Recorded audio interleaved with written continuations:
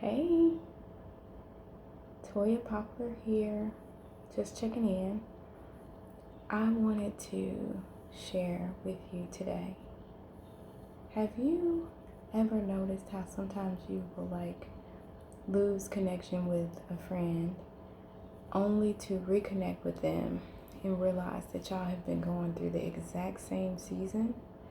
And then you find yourself so comforted and relieved by what they've been going through that you're happy that you weren't jealous of them or making assumptions about them. Well, sometimes we don't get around to having those kind of clarifying conversations, and we do find ourselves on the end of just assuming that somebody else's life has been easy when ours has been hard. But the truth is, we often have more in common than we let on. And that is why I think authenticity is so important, right?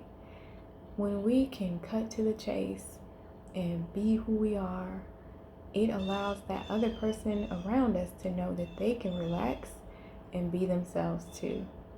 And I think we save ourselves time and lots of energy when we just sit back and settle into where we are and trust God to get us to where we want to be, instead of seeing people around us as a threat or as competition or comparing our journey to them. Just knowing that everybody pays tuition in the school of hard knocks, and the best we can do is to not re-enroll, as well as, I would say, do the best we can with what we have. Lately, that's what I've been finding is I will maybe just think that someone has forgotten about me or that I'm not a priority to them, only to find that they've been going through a really tough time and they just went into energy conservation mode, just like I've been in. And lately, I've had to take lots of times in which I'm in energy conservation mode. And I would hate for somebody, when I am contending with the things that try to trip me up, to assume that I had a problem with them.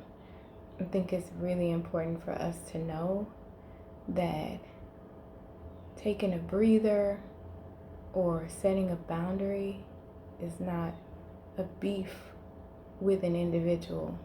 It's just that you're learning how to do better and you're trying your best to do just that. We've all heard it said that when you know better, you do better. But sometimes when you start doing better, it seems like things start going bad in your relationships. But that could be a sign that you're growing.